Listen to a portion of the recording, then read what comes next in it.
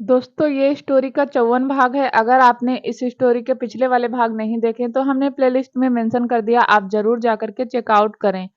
राजवीर को इस वक्त भी रूही पर बहुत गुस्सा आ रहा था। आखिर रूही की लापरवाही की वजह से ही रघुवंशी मेंशन में इतनी प्रॉब्लम हो गई थी। राजवीर अपने कमरे से बाहर की तरफ जाने लगा क्योंकि वह इस वक्त ना तो रूही को रोते हुए देख सकता था और ना ही रूही। राजवीर कमरे से बाहर की तरफ जाने लगा क्योंकि इस वक्त ना तो उसको माफ कर सकता था, लेकिन रूही ने फिर से राजवीर के पैर को पकड़ते हुए कहा, प्लीज राजवीर माफ कर दो मुझे। मेरे चाचू की कसम मुझे नहीं पता था इतना सब कुछ हो जाएगा। अगर पता होता तो यह सब करने से पहले मैं मौत को गले लगा लेती। राजवीर ने एक नजर रूही को देखा और तभी उसका फोन वाइब्रेट होने लगा। राजवीर ने रूही से अपना पैर जबरदस्ती छुड़वाया और उस कमरे से बाहर चला गया। राजवीर ने फोन रिसीव किया तो वह फोन शौर्य का था। शौर्य ने बताया कि आर्या कोमा में चली गई है। यह सुनते ही राजवीर का दिमाग और ज्यादा खराब हो गया। राजवीर को नहीं पता था कि यह अटैक कब रुकेंगे और इस अटैक में किस किस का कितना नुकसान होगा, लेकिन इतना तो राजवीर समझ गया था, इस अटैक में जान किसी की नहीं गई। अब राजवीर को पैंथर की टेंशन हो रही थी। पैंथर कहाँ था किसी को नहीं यह पता था। पैंथर का फोन भी नहीं लग रहा था, ना ही पूर्वी का फोन लग रहा था। राजवीर ने शौर्य से थोड़ी देर बाद की फोन कट कर दिया और तभी ऑफिस से कॉल आने लगा। राजवीर ने फोन रिसीव किया तो फोन पर एक स्टाफ ने कहा, सर पिछले 4 घंटे से दिव्यांश सर ड्रिंक कर रहे हैं, उनकी बहुत बुरी हालत है, प्लीज आप आ जाइए। राजवीर का दिमाग और ज्यादा खराब हो गया, लेकिन राजवीर ने अपना मानसिक संतुलन नहीं खोया। राजवीर सोच रहा था कि जहां दिव्यांश को हिम्मत से काम लेना चाहिए वहां दिव्यांश नशे में क्यों डूब गया। अभी तो उसने सारे इन्वेस्टर को चुप करवाया है और अभी ड्रिंक करने लगा। राजवीर ने उस स्टाफ मेंबर से कहा, मैं आ रहा हूं। इतना कहकर राजवीर ने फोन कट कर दिया और मेंशन से बाहर चला गया। राजवीर मेंशन की पार्किंग में आया, उसने गाड़ी का दरवाजा खोला और एक नजर रूही के कमरे की तरफ देखा और फिर गाड़ी में बैठकर गाड़ी स्टार्ट करके चला गया। राजवीर गाड़ी ड्राइव कर रहा था, लेकिन उसके दिमाग में रूही की कुछ बातें हिंट कर रही थी। मुझे पता होता अभय यह सब करेगा तो मैं सुसाइड कर लेती, मुझे मेरे चाचू की कसम मैं मौत को गले लगा लेती। यह सारी बातें राजवीर के दिमाग में बार बार हिंट कर रही थी। राजवीर ने अचानक ही गाड़ी टर्न ले ली और गाड़ी की स्पीड बढ़ा दी।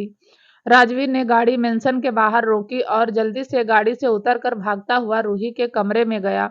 और जैसे ही उसने रूही के कमरे का गेट खोला उसकी आंखें खुली की खुली रह गई। रूही ने अपने गले में फांसी का फंदा लगाया हुआ था और राजवीर ने रूही को ऐसे सुसाइड करते हुए देखा तो उसकी आंखें फटने को तैयार हो गई।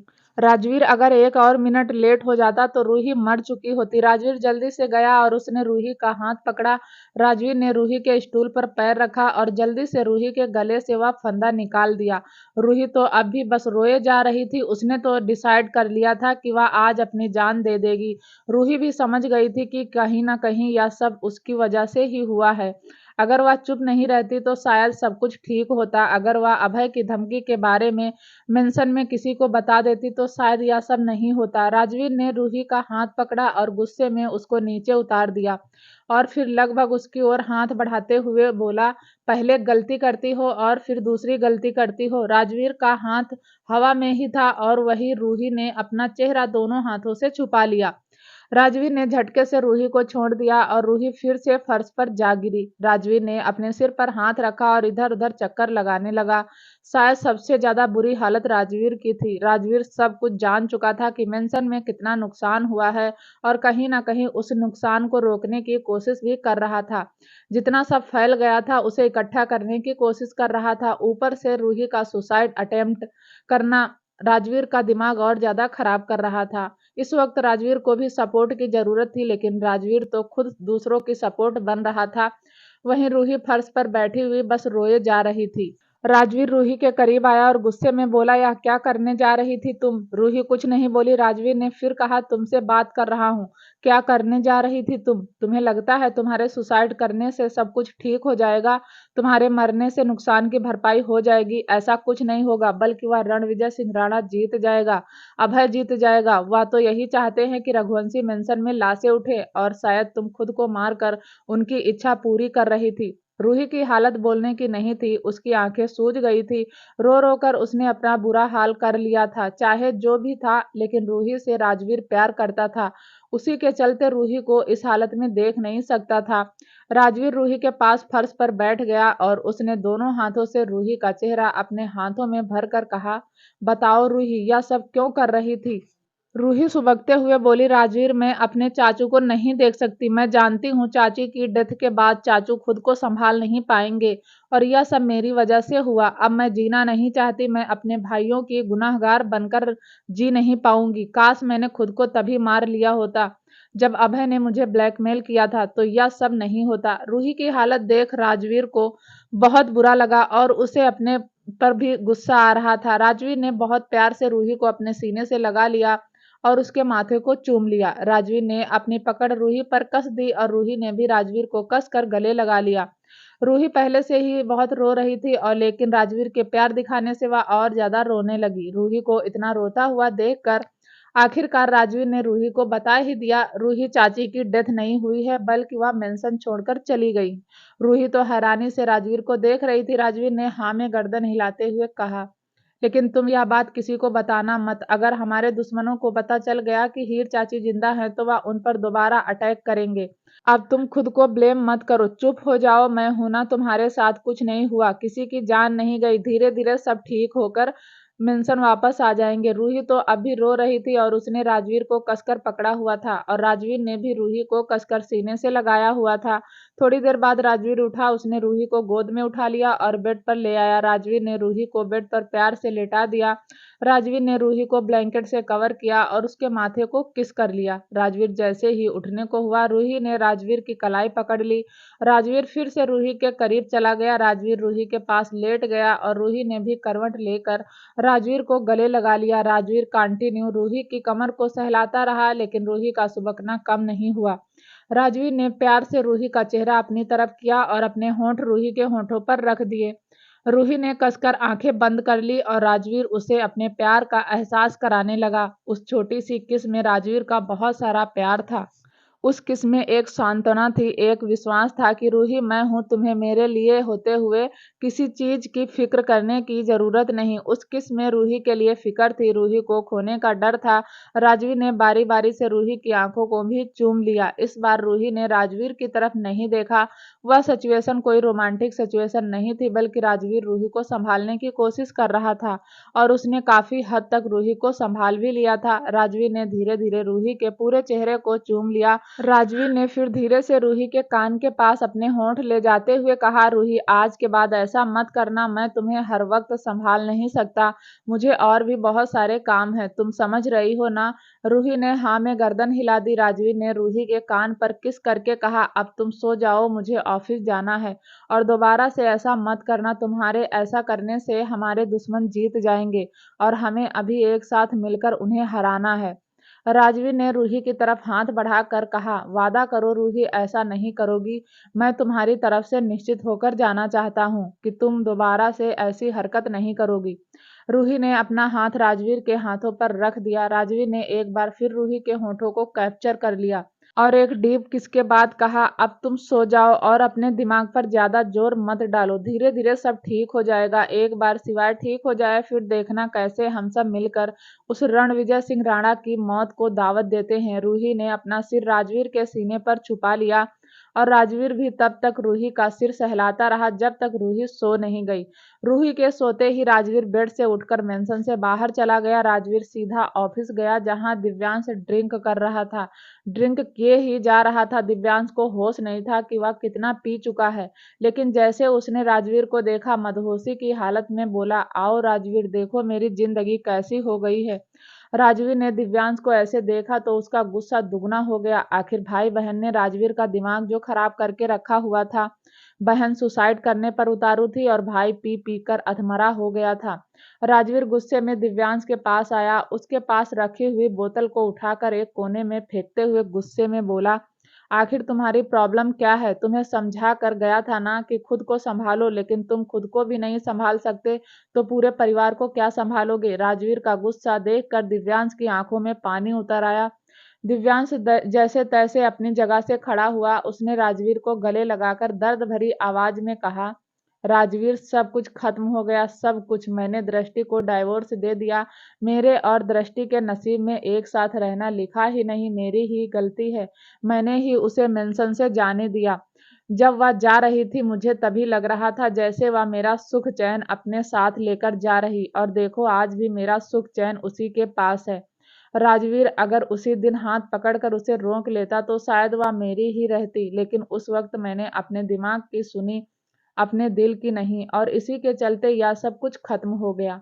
दिव्यांश ने दृष्टि को डिवोर्स दे दिया, यह सुनकर राजवीर की आंखें फैल गई। राजवीर का दिमाग एक के बाद एक चोट झेल रहा था। राजवीर ही जानता था कि वह कैसे खुद को संभाल रहा है, लेकिन फिर भी अपने बड़प्पन के चलते हुए राजवीर ने खुद को मजबूत बनाया हुआ था। राजवीर ने अपनी पकड़ दिव्यांश पर कसते हुए कहा, क्या बोल रहे हो तुमने दृष्टि को डाइवोर्स क्यों दिया?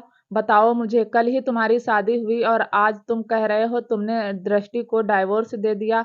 आखिर चल क्या रहा है? दिव्यांश कुछ नहीं बोला क्योंकि वह नहीं चाहता था कि राजवीर को लगे कि दृष्टि कैरेक्टरलेस है, और न ही दिव्यांश यह चाहता था कि दृष्टि पर कोई उंगली उठाए, इसलिए वह कुछ नहीं बोला, चुपचाप राजवीर के गले लगा रहा। राजवीर ने दिव्यांश को खुद से दूर करके उसे जताते हुए कहा, दिव्यांश तुमसे कुछ पूछ रहा हूँ, तुमने दृष्टि को डाइवोर्स क्यों दिया? दिव्यांश अभी कुछ नहीं बोला, बस आंखों में आंसू लिए खड़ा रहा। दिव्यांश की हालत खड़े रहने की भी नहीं थी, लेकिन जैसे तैसे खुद को संभाल रहा था। उसका शरीर ही नहीं, उसका दिल भी गिरने को तैयार था। राजवीर ने गुस्से में एक बार फिर कहा, दिव्यांश इससे पहले कि मुझे गुस्सा आ जाए और मैं तुम्हारी हरकतों के बारे में चाचू को बता दूं, मुझे बताओ तुमने दृष्टि को डाइवोर्स क्यों दिया? दिव्यांश अब भी कुछ नहीं बोला। क्या बोलता दिव्यांश? उसे क्या पता कि पैंथर ने मजबूर होकर यह सब कर दिया। वह तो अब भी अपने प्यार की इंसल्ट नहीं करना चाहता था, इसीलिए चुपचाप गुनहगारों की तरह राजवीर के सामने खड़ा था। और तभी एक पंच आकर दिव्यांश के मुंह पर लगा। दिव्यांश धड़ाम से जमीन पर गिर गया। वहीं राजवीर की आंखें हैरानी से फैल गई। राजवीर ने देखा तो वहां शौर्य खड़ा था। शौर्य एक और पंच दिव्यांश को मारता, उससे पहले ही राजवीर बीच में आ गया और शौर्य को पीछे की ओर धकेलता हुआ बोला, शौर्य दिमाग खराब हो गया है तेरा? तू देख रहा है इसकी हालत, या अपने पैरों पर भी खड़ा नहीं हो पा रहा है। पता नहीं कब से ड्रिंक कर रहा है और ऊपर से तू या नशे में है, लेकिन तू तो होश में है ना? तू ऐसे कैसे रिएक्ट कर सकता है? शौर्य इस वक्त बहुत गुस्से में था, और आखिर हो भी क्यों ना, शौर्य को दिव्यांश और दृष्टि के डाइवोर्स के बारे में पता चल गया था। शौर्य ने तो सोचा था वह इज्जत के साथ अपनी बहन को दिव्यांश के घर भेजेगा, लेकिन दिव्यांश ने तो एक गलत फहमी के चलते सब कुछ खराब कर दिया था। शौर्य गुस्से में बोला, छोड़ दीजिए सीनियर, छोड़ दो मुझे, मैं आज इसे जान से मार दूंगा। या मेरी बहन को डाइवोर्स दे सकता है और मैं व्यक्त भी नहीं कर सकता। छोड़ दीजिए सीनियर, आज मेरे हाथों से खून हो जाएगा। लेकिन राजवीर ने शौर्य को नहीं छोड़ा। राजवीर फिर से शौर्य को पीछे की ओर धकेलता हुआ बोला, शौर्य कुछ तो बताओ, हुआ क्या है? शौर्य ने गुस्से में कहा, सीनियर इसने मेरी बहन को डाइवोर्स दे दिया, यह कहकर कि वह अंधी है। जरा इससे पूछो कि जब यह मेरी बहन के आगे पीछे घूमता था तब वह अंधी नहीं थी। जब यह गिल्ट से मरा जा रहा था तब मेरी बहन अंधी नहीं थी। जब यह पूरे रघुवंशी खानदान के साथ बारात लेकर हमारी चौखट पर आया था तब मेरी बहन अंधी नहीं थी। जब यह छुप छुप कर दृष्टि से मिलता था, अपने बच्चे को अपने सीने से लगाए घूमता था, तब मेरी बहन अंधी नहीं थी। और अब इसने मेरी बहन को अंधी बोलकर डाइवोर्स दे दिया। मैं इसे आज जान से मार दूंगा, छोड़ूंगा नहीं। दिव्यांश भी अब तक उठकर जैसे तैसे चेयर पर बैठ गया था। दिव्यांश के पास बोलने के लिए कुछ नहीं था। बेशक उसने बहुत ड्रिंक कर ली थी, लेकिन इतना तो होश था कि शौर्य उस पर गुस्सा कर रहा है। राजवीर से शौर्य का गुस्सा संभाले नहीं संभल रहा था। राजवीर शौर्य को जितना संभालता, शौर्य उतना ही गुस्सा करता। शौर्य जब अपनी बहनों को रघुवंशी मेंशन से ले जा रहा था तब उसने इतना गुस्सा किया था, और उस दिन से आज इतना गुस्सा आया था। राजवीर शौर्य को संभालता हुआ बोला, शौर्य हो सकता है यह हमारे दुश्मनों की चाल हो, तुम समझते क्यों नहीं? देखो जरा दिव्यांश की हालत, क्या तुम्हें लग रहा है कि इसने खुश होकर दृष्टि को डाइवोर्स दिया है? क्या मुझे नहीं लगता कि जितनी तकलीफ दृष्टि को हो रही होगी उतनी ही तकलीफ दिव्यांश को हो रही है? तुम्हें क्या लगता है कि यह यहाँ सेलिब्रेट करने के लिए ड्रिंक पी रहा है? शौर्य ने गुस्से में चिल्लाते हुए कहा, हाँ सेलिब्रेट करने ही तो बैठा है। इसका जब मन करता है दृष्टि के करीब चला जाता है, और जब मन करता है उसका दिल तोड़ देता है। मुझे प्राउड फील होता था कि मेरी बहन जो देख नहीं सकती उसे दिव्यांश जैसा हमसफर मिला है, लेकिन दिव्यांश औरों के जैसा ही निकला। उसने भी मेरी बहन में कमी निकाल दी। कहते कहते शौर्य ने खुद को ढीला छोड़ दिया और राजवीर ने शौर्य से अपनी पकड़ छोड़ दी। शौर्य झटके से घुटनों के बल वहां बैठ गया और जोरों से चिल्लाने लगा। उस चिल्लाने में शौर्य का दर्द साफ दिखाई दे रहा था। शौर्य की आंखें भी लाल हो गई थी। शौर्य का ऐसे दर्द में चिल्लाना राजवीर से देखा नहीं जा रहा था, लेकिन राजवीर ने तो एक ही दिन में ना जाने क्या क्या देख लिया था। राजवीर शौर्य के पास बैठा और शौर्य ने भी राजवीर को कसकर गले लगा लिया।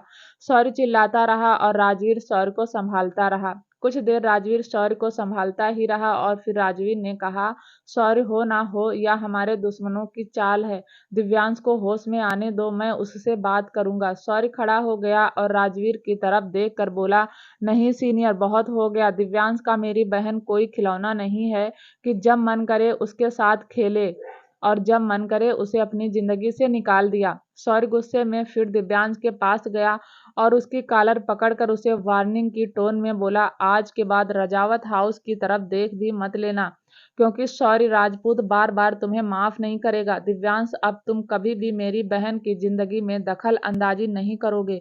मैं अपनी बहन को लेकर बहुत दूर चला जाऊंगा, बहुत दूर। शौर्य ने एक बार राजवीर को देखा, फिर वहां से अपने दर्द के साथ चला गया। वहीं राजवीर भी शौर्य को जाता हुआ देख रहा था। उसने एक नजर दिव्यांश को देखा जिसे होश नहीं था। राजवीर फिर दिव्यांश को संभालता हुआ मेंशन ले आया। वहीं दूसरी तरफ वरदान भी आर्या को लेकर रिस्क नहीं लेना चाहता था, इसलिए वह आर्या को लेकर रजावत हाउस आ गया। वरदान ने आर्या के लिए मेडिकल के सारे अरेंजमेंट कर अपने घर में ही करवा लिए थे। आर्या के लिए एक नर्स हायर कर दी थी। वरदान अपनी बेटी को अपने सामने ही रखना चाहता था। वह डरता था अगर हॉस्पिटल में रही तो रणविजय सिंह राणा एक बार फिर उसकी बेटी पर अटैक करेगा और शायद इस बार उसकी बेटी बच ना पाए। वहीं शिवाय भी थोड़ा सा होश में आया। उसने आंखें खोली तो उसके पास हर्षवर्धन था। हर्षवर्धन को देखकर शिवाय के चेहरे पर हल्की सी मुस्कुराहट आ गई। शिवाय ने 2-3 बार पलकें झपकी। उसने आसपास डॉक्टर की टीम भी देखी। शिवाय ने धीरे से अपना हाथ उठाया और हर्षवर्धन ने शिवाय का हाथ पकड़ लिया। हर्षवर्धन की आंखों में पानी आ गया और शिवाय के चेहरे पर फिर से मुस्कुराहट, जैसे कहना चाहता हो, इट्स ओके चाचू, मैं ठीक हूँ। 2-3 मिनट तक शिवाय होश में रहा और फिर बेहोश हो गया। हर्षवर्धन ने डॉक्टर की तरफ देखा तो डॉक्टर ने कहा, मिस्टर शिवाय रघुवंशी ठीक है, बुलेट दिल के पास से होकर गुजरी है, इसलिए ठीक होने में टाइम लगेगा या बहुत जल्दी ठीक हो जाएंगे। अब आप बाहर चले जाइए। हर्षवर्धन बाहर गया। बाहर राजवीर खड़ा था। हर्षवर्धन ने राजवीर को देखा तो उसे गले लगा लिया और फिर भरे गले से कहा, राजवीर, शिवाय को होश आया था, वह ठीक है, बहुत जल्द ठीक होकर घर आ जाएगा। राजवीर ने कहा, चाचू आप भी 2 दिन से यहीं हैं, चलिए घर चलते हैं, फ्रेश हो जाना। हर्षवर्धन ने 3-4 बॉडीगार्ड की तरफ देखकर कहा, तुम सब यहीं रहना मेरे शिवाय के पास, मैं एक बार हीर से मिलकर आता हूँ। हर्षवर्धन के मुंह से हीर का जिक्र सुनकर राजवीर का दिमाग फिर से खराब हो गया। हर्षवर्धन अस्पताल से बाहर की तरफ जाने लगा, क्योंकि वह पिछले 2 दिन से बिना कुछ खाए पिए शिवाय के पास ही था। राजवीर भी हर्षवर्धन के पीछे पीछे चला गया, लेकिन उसे समझ नहीं आ रहा था कि वह हर्षवर्धन से कैसे कहे कि हीर को जहर दे दिया गया था और उसने हीर को फार्म हाउस में रखा है। राजवीर फिलहाल हर्षवर्धन को हीर के बारे में कुछ नहीं बताना चाहता था। राजवीर ने डिसाइड कर लिया था, जब तक शिवाय को होश नहीं आता तब तक वह चीजों को ऐसे ही रोक कर रखेगा और उसके बाद ही शिवाय के साथ मिलकर रणविजय सिंह को हराने का प्लान बनाएगा। राजवीर अपने ही ख्यालों में था, तभी हर्षवर्धन ने कहा, चलो राजवीर, हीर इंतजार कर रही होगी। राजवीर ने हाँ में गर्दन हिलाई और हर्षवर्धन के साथ साथ अस्पताल की पार्किंग में आ गया। हर्षवर्धन ने जैसे ही गाड़ी का गेट खोला, राजवीर बोला, चाची हमें छोड़कर जा चुकी हैं। हर्षवर्धन ने हैरानी से राजवीर को देखा, क्योंकि हर्षवर्धन जानता था राजवीर झूठ नहीं बोलता, लेकिन हर्षवर्धन को राजवीर की बातों पर यकीन नहीं हुआ। हर्षवर्धन ने बात को कंफर्म करते हुए फिर पूछा, क्या कहा तुमने, कहाँ चली गई हीर? इस पर राजवीर ने कहा, हम सबको छोड़कर चली गई। हर्षवर्धन बोला, दिमाग खराब है तुम्हारा, वह हमें छोड़कर क्यों जाएंगी? राजवीर ने कहा, चाचू वह सब मुझे नहीं पता। राजवीर ने जेब में से एक लेटर निकालकर हर्षवर्धन के हाथ में रखते हुए कहा, चाची ने जाने से पहले यह लेटर कमरे में छोड़ा था। मैंने इस लेटर को पढ़ा नहीं, या लेटर सिर्फ आपके लिए है, तो आप यह लेटर पढ़ लीजिए। इतना कहकर राजवीर थोड़ा दूर चला गया। हर्षवर्धन एक बार उस लेटर को देखता और एक बार राजवीर को। हर्षवर्धन की धड़कन डबल स्पीड से भागने लगी। हर्षवर्धन को घबराहट होने लगी। उसे डर होने लगा कि कहीं उसकी हीर सच में उसे छोड़कर ना चली गई हो। हर्षवर्धन ने अपने हाथों से वह लेटर खोला। उस लेटर में लिखा था, साहब माफ करना, मैं आपको छोड़कर जा रही हूँ, लेकिन क्या करूँ साहब, मेरी अपशगुनी का साया रघुवंशी मेंशन पर भी पड़ गया। गांव वाले गलत नहीं कहते साहब, मैं सच में अभागन हूँ। मेरे भाग्य में खुशियां नहीं हैं, और अब तो मेरे भाग्य का असर आपके परिवार पर भी हो गया।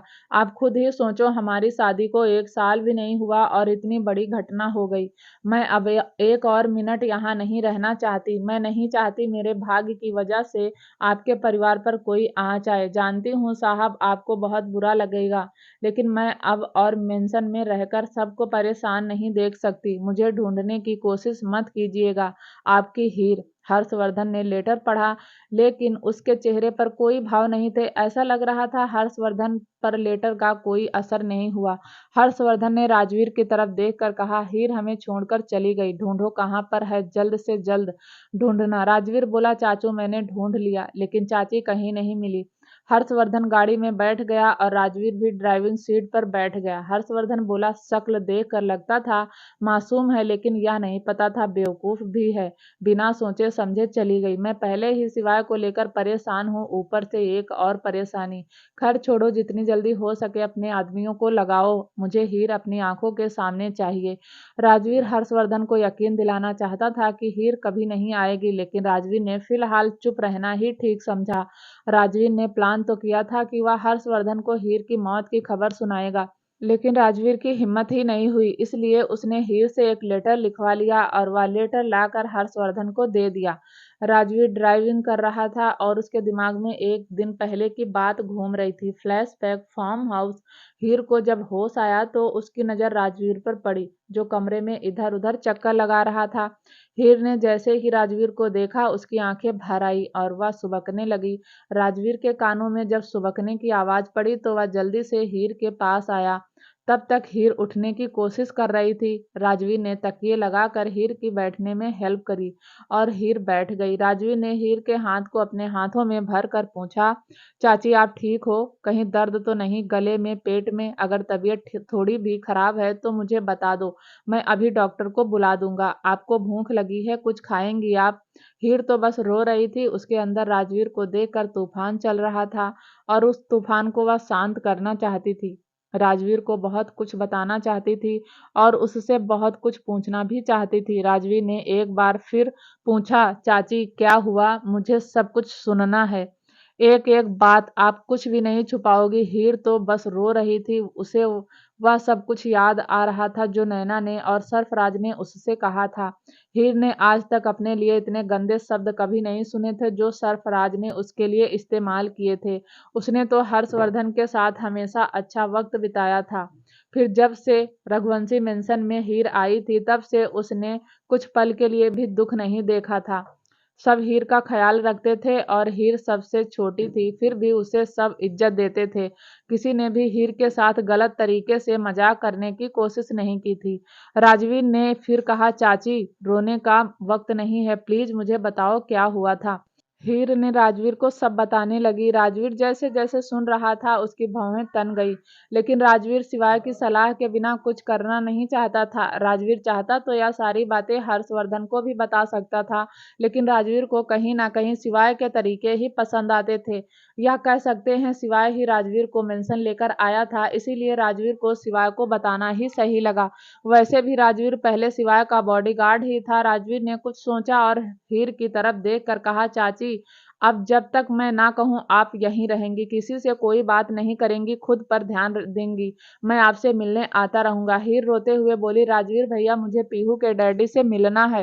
राजवीर ने कहा, नहीं चाची, आप अभी उनसे नहीं मिल सकती। जब तक सिवाय को होश नहीं आ जाता और मैं सिवाय से बात नहीं कर लेता, आप कहीं नहीं जाएंगी, आप यहीं रहेंगी। हीर कुछ बोलती उससे पहले ही राजवीर ने एक पेपर और पेन हीर को पकड़ाते हुए कहा, अब मैंने जैसा कहा है वैसा कीजिए, इस पर एक लेटर लिखें। हीर हैरानी से राजवीर को देखती रही।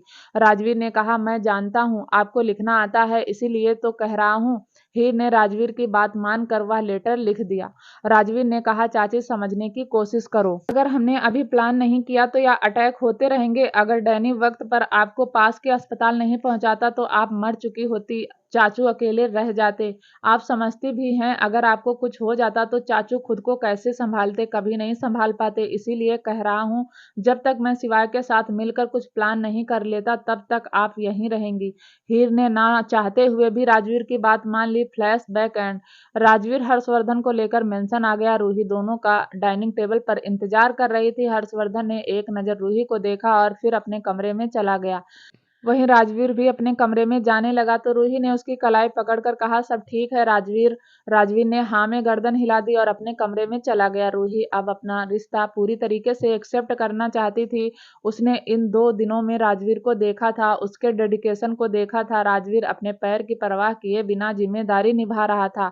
रूही ने एक सर्वेंट को देखकर कहा, चाचू के लिए खाना उनके कमरे में ले जाओ। और वहीं रूही ने एक प्लेट में राजवीर के लिए खाना सर्व किया, फिर अपने कमरे की तरफ बढ़ गई। रूही जब कमरे में आई तो राजवीर सोफे पर बैठा हुआ अपने पैर की बैंडेज को चेंज कर रहा था। रूही ने खाने की प्लेट टेबल पर रखी और राजवीर के पास जाकर उसके पैर की बैंडेज करने में हेल्प करने लगी। राजवीर ने रूही का हाथ पकड़कर कहा, रूही रहने दो, मैं कर लूंगा। लेकिन रूही बोली, नहीं राजवीर, मैं कर देती हूँ। राजवीर के पैर में दर्द था। अब रूही को मना नहीं किया और रूही बहुत प्यार से राजवीर के पैर की बैंडेज चेंज कर रही थी। ऐसा लग रहा था जैसे दर्द राजवीर को नहीं रूही को हो रहा था। बैंडेज करने के बाद रूही ने अपने हाथ धोए और खाने की प्लेट राजवीर के पास लाकर उसके सामने रखी, टेबल पर रख दी और बोली, राजवीर तुमने भी 2 दिन से ठीक से कुछ भी नहीं खाया है, कुछ तो खा लो। राजवीर ने प्लेट अपनी तरफ की और खाना खाने लगा।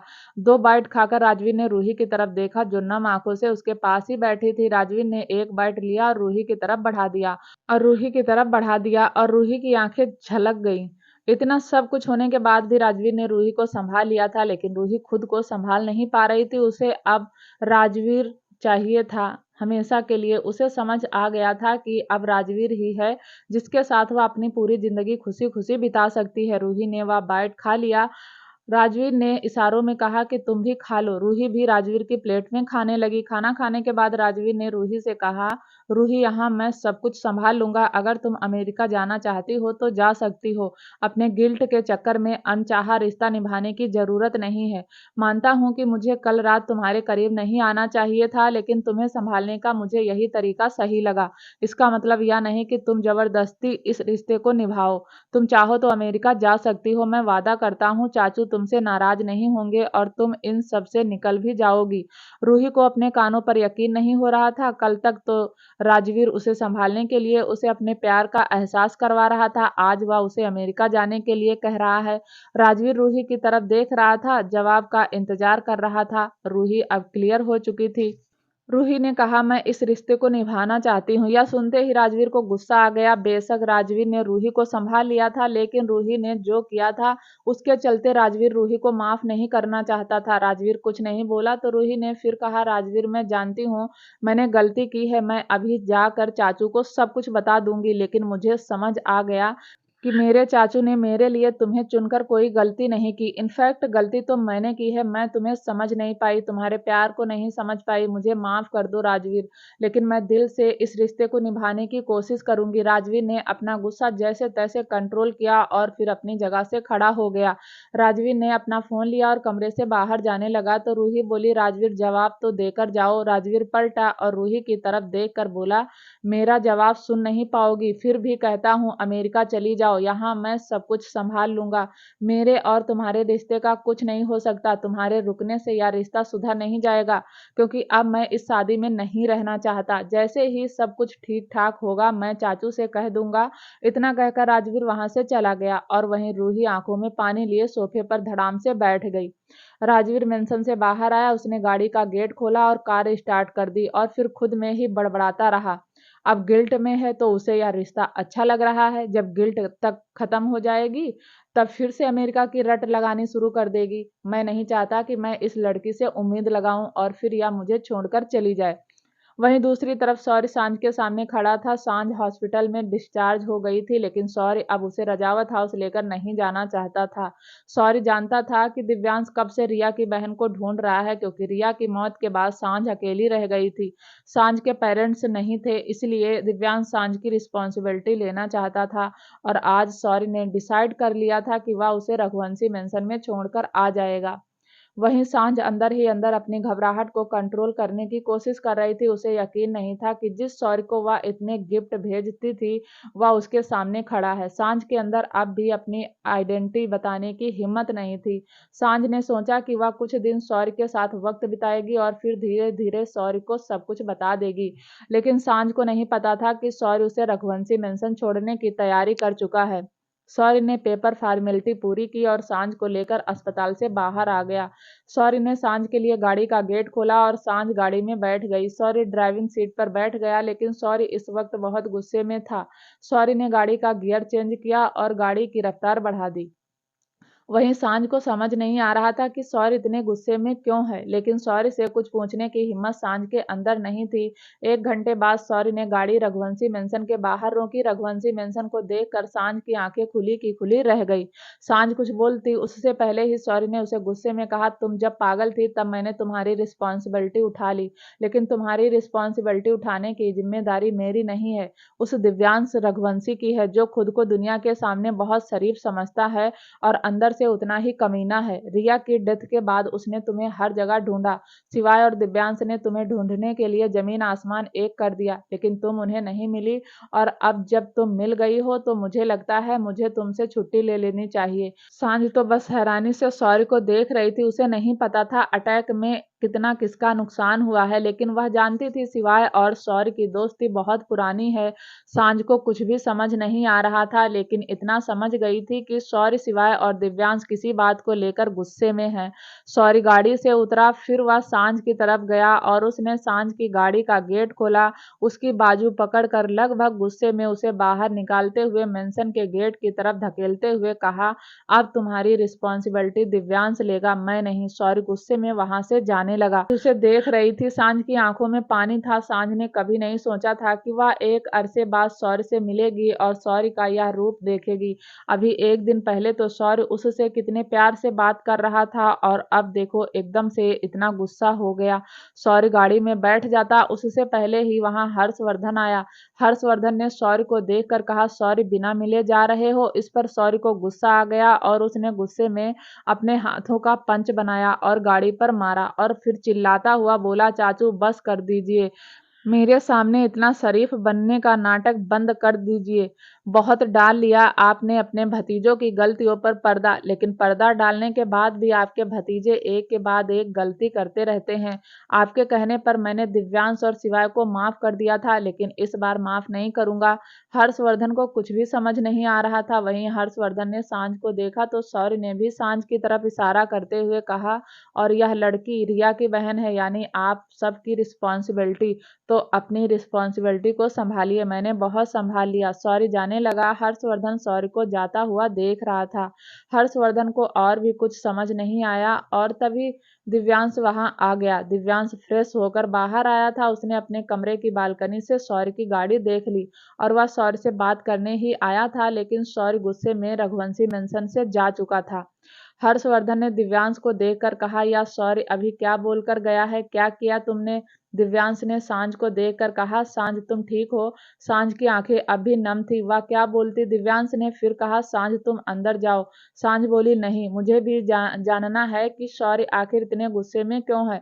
आप भी जानते हो जीजू की शौर्य को बिना बात गुस्सा नहीं आता, और जब गुस्सा आता है तो उसके गुस्से की लिमिट नहीं होती। दिव्यांश कुछ नहीं बोला, उसके पास बोलने के लिए कुछ था ही नहीं। इतने में हर्षवर्धन दिव्यांश के पास आया। उसकी कॉलर को पकड़कर हिलाते हुए बोला, क्या हुआ है दिव्यांश, बताओ मुझे, वरना मेरा गुस्सा तुम पर फट जाएगा। दिव्यांश कुछ नहीं बोला। सांझ भी उम्मीद भरी नजरों से दिव्यांश को देख रही थी। वह भी जानना चाहती थी आखिर हुआ क्या है। सांझ को तो इस बारे में कुछ भी नहीं पता था, लेकिन दिव्यांश नजरें झुकाए हर्षवर्धन के सामने खड़ा रहा। हर्षवर्धन दिव्यांश को देखकर समझ गया कि चाहे हर्षवर्धन कुछ भी कह ले, अब वह उसे कभी सच्चाई नहीं बताएगा। हर्षवर्धन ने बचपन से ही दिव्यांश को देखा था। दिव्यांश जिस तरह से नजर झुकाए खड़ा था, हर्षवर्धन समझ गया कि अब वह उसे जवाब नहीं देगा। हर्षवर्धन ने इरिटेट होकर दिव्यांश के कॉलर को छोड़ दिया और गुस्से में मेंशन के अंदर चला गया। सांझ ने भी एक नज़र दिव्यांश को देखा, जैसे पूछना चाहती हो कि क्या हुआ। दिव्यांश ने सांझ को देखकर प्यार से कहा, सांझ मैं फिलहाल किसी भी सवाल का जवाब देने की हालत में नहीं हूँ, तो बेहतर होगा कि मुझसे कुछ मत पूछो। इतना कहकर दिव्यांश भी वहां से चला गया। सांझ के पास फिलहाल रघुवंशी मेंशन इसके अलावा ऑप्शन नहीं था, इसलिए वह भी रघुवंशी मेंशन के अंदर चली गई। वहीं दूसरी तरफ से रणविजय सिंह राणा सरफराज के साथ शतरंज खेल रहा था।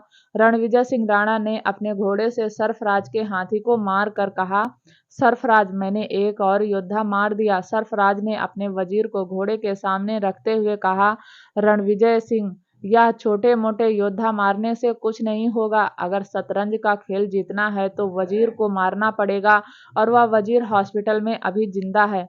रणविजय सिंह राणा ने कहा, सोचा था राजा को ही मार दूंगा तो यह खेल यहीं खत्म हो जाएगा, लेकिन वजीर ने राजा को बचा लिया, इसलिए इस बार पहले वजीर को ही मार दूंगा। सरफराज ने भी कहा, मार दो। रणविजय जितनी जल्दी सिवाय मरेगा उतनी जल्दी रघुवंशी फैमिली डिस्ट्रॉय हो जाएगी। याद रखना, अगर वह खड़ा हो गया तो हमें भागना पड़ेगा। ऐसी नौबत कभी नहीं आएगी। सरफराज मैंने रघुवंशी परिवार को पूरी तरीके से बिखेर कर रख दिया। हर्षवर्धन अपनी पत्नी के बिना जीते जी मर जाएगा, दिव्यांश गिल्ट में मर जाएगा। वह सब जिएंगे तो लेकिन ना के बराबर। रही बात सिवाय कि उसका पता भी नहीं, बहुत जल्द साफ कर दूंगा, रणविजय सिंह ने गुस्से में कहा। सरफराज बोला, लेकिन इस बार काम पक्का करना। तुमने उस वरदान की बेटी को मारने के लिए जिस डॉक्टर को हायर किया था, वह डॉक्टर अपना काम ठीक से नहीं कर पाया और आर्या बच गई। इस पर रणविजय सिंह ने कहा, उसका बचना और मरना बराबर ही है। वैसे भी कोमा में है, पता नहीं कब होश आएगा, और उसे होश आएगा तो एक अटैक और कर देंगे। सरफराज ने कहा, इसीलिए कहता हूँ सिवाय को मारने के लिए पुख्ता इंतजाम कर लेना, ऐसा ना हो कि वह भी बच जाए। रणविजय सिंह राणा बोला, नहीं बचेगा, इस बार नहीं बचेगा। रजावत हाउस दृष्टि देव को गोद में लेकर बेड पर बैठी हुई थी। उसने सब कुछ शौर्य को बता दिया था। शौर्य से दृष्टि की हालत देखी नहीं जा रही थी। उसने अपनी बहनों के लिए क्या कुछ नहीं सोचा था, लेकिन हमेशा ही शौर्य के साथ उदासी ही लगी। शौर्य कभी अपने लिए जिया ही नहीं था। अब जब वह अपने लिए जीना चाहता था, तब भी उसकी बहनों की जिंदगी में तूफान आ गया। शौर्य पैकिंग कर रहा था। वरदान और वंशिका वहीं थे। वंशिका की आंखें नम हो गई थी। वरदान ने कहा, शौर्य तुम सच में हम सबको छोड़कर जाना चाहते हो? शौर्य बहुत उदास था। उसका मन अब रजावत हाउस में रहने के लिए मना कर रहा था। शौर्य ने अपनी बैग की चेन बंद करते हुए कहा, फूफा जी, जब आप और बुआ नहीं थे तो मैंने आर्या की जिम्मेदारी बखूबी निभाई। अब आप दोनों आ गए हैं तो मुझे आर्या की टेंशन नहीं है। मैं जानता हूँ आप मेरी बुआ और मेरी बहन को बहुत अच्छे से रखेंगे, लेकिन अब मैं यहाँ नहीं रहना चाहता। किस्मत ही खराब थी कि उस दिन मुझे गोली लग गई, वरना मैं अपनी बहनों को लेकर तभी इंडिया छोड़ देता।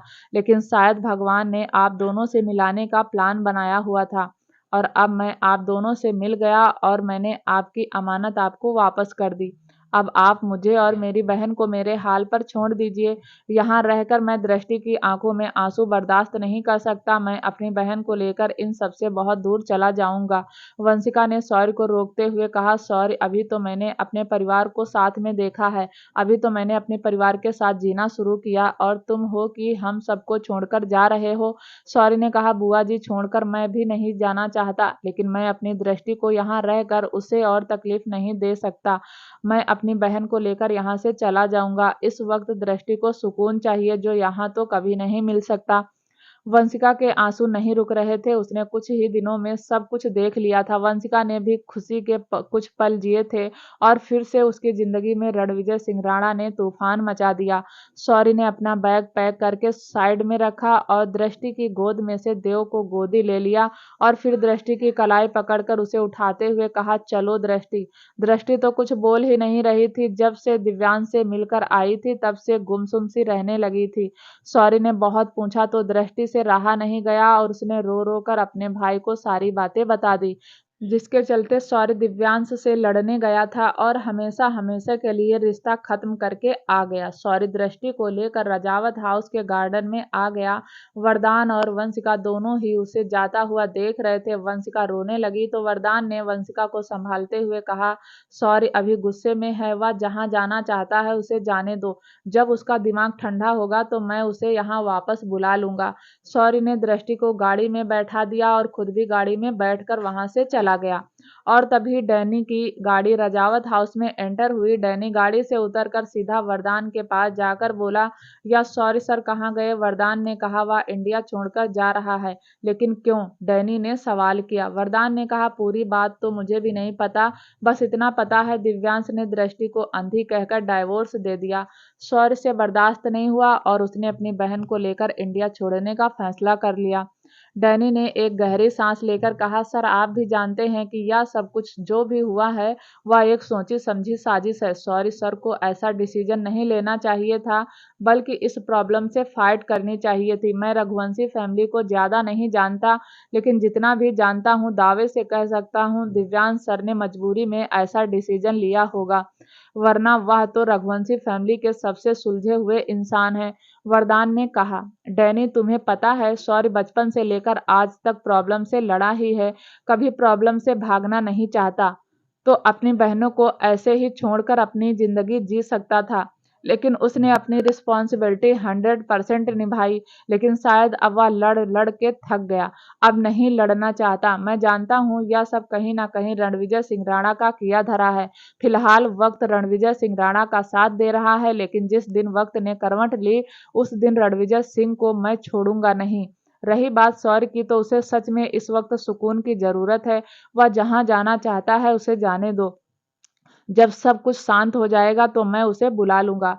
वहीं शौर्य दृष्टि को लेकर एयरपोर्ट पहुंच गया था। थोड़ी ही देर में उसकी फ्लाइट अनाउंस हो गई और वह अपनी बहन को लेकर हमेशा हमेशा के लिए इंडिया छोड़कर चला गया। शौर्य ने जानबूझकर किसी को नहीं बताया कि वह कहाँ जा रहा है, क्योंकि वह जानता था सिवाय जब होश में आएगा तो सबसे पहले उसे ही ढूंढेगा। और अब शौर्य सिवाय से कोई रिश्ता नहीं रखना चाहता था, इसीलिए उसने किसी को नहीं बताया कि वह अपनी बहन को लेकर कहाँ जा रहा है। वहीं अस्पताल में हर्षवर्धन शिवाय के पास ही था, लेकिन उसका ध्यान बार बार हीर पर जा रहा था। आज 4 दिन हो गए थे, लेकिन हीर का कुछ पता ही नहीं चला। यह कह सकते हैं राजवीर ने हर्षवर्धन को कुछ पता नहीं चलने दिया। वहीं शिवाय थोड़ी देर होश में आता और फिर बेहोश हो जाता। तभी वहां राजवीर आया और उसने एक नजर शिवाय को देखा, जो अब भी बात करने की कंडीशन में नहीं था। वहीं हर्षवर्धन सोफे पर बैठा हुआ था। इस वक्त राजवीर चक्रव्यूह में था। दिव्यांश बिजनेस में खास ध्यान नहीं लगा रहा था। राजवीर को बिजनेस भी देखना था और हर्षवर्धन को समझाना भी था। राजवीर जानता था हर्षवर्धन का इस वक्त बिजनेस ज्वाइन करना कितना जरूरी है, क्योंकि दिव्यांश से बिजनेस ठीक से संभल नहीं रहा था। या कह सकते हैं दिव्यांश का मन इस वक्त खराब हो चुका था, जिसके चलते बिजनेस में ध्यान नहीं लगा पा रहा था। राजवीर जाकर हर्षवर्धन के पास बैठ गया और तभी वहां एक डॉक्टर आया। उसने शिवाय का चेकअप किया, फिर हर्षवर्धन को देखकर कहा, मिस्टर रघुवंशी परेशान मत होइए, मिस्टर शिवाय ठीक हैं, बस उनकी इंजरी को ठीक होने में वक्त लगेगा। डॉक्टर ने हर्षवर्धन को दिलासा दिया और वहां से चला गया। वहीं राजवीर ने टाइम देखा तो रात के 11 बज रहे थे। राजवीर ने हर्षवर्धन को देखकर कहा, चाचू आप चले जाइए, आज रात मैं रुक जाता हूँ, वैसे भी आपने कितने दिनों से आराम नहीं किया है। हर्षवर्धन ने कहा, हीर का कुछ पता चला? राजवीर ने ना में गर्दन हिला दी। हर्षवर्धन ने हल्के गुस्से में कहा, हीर से इस पागलपन की उम्मीद नहीं थी। एक तो पहले से ही मैं परेशान हूँ, ऊपर से वह भी छोड़कर चली गई। वापस आएगी तब बताता हूँ उसे। मुझे उसकी जब सबसे ज्यादा जरूरत थी तब वह मुझे छोड़कर चली गई। पता नहीं उसके दिमाग में यह सब कौन बैठाता है। हर्षवर्धन राजवीर से ऐसी बात कर रहा था जैसे ही हर्षवर्धन को छोड़कर अपने मायके चली गई हो। राजवीर ने फिर कहा, चाचू चाची तो मिल ही जाएंगी, लेकिन आपको अब ऑफिस ज्वाइन कर लेना चाहिए। दिव्यांश अकेला सब कुछ नहीं संभाल पाएगा। विराज भी ठीक नहीं है, उसे भी ऑफिस ज्वाइन करने में टाइम लगेगा। हर्षवर्धन ने कहा, विराज ठीक है, उसकी बाजू से गोली छू कर गुजरी है।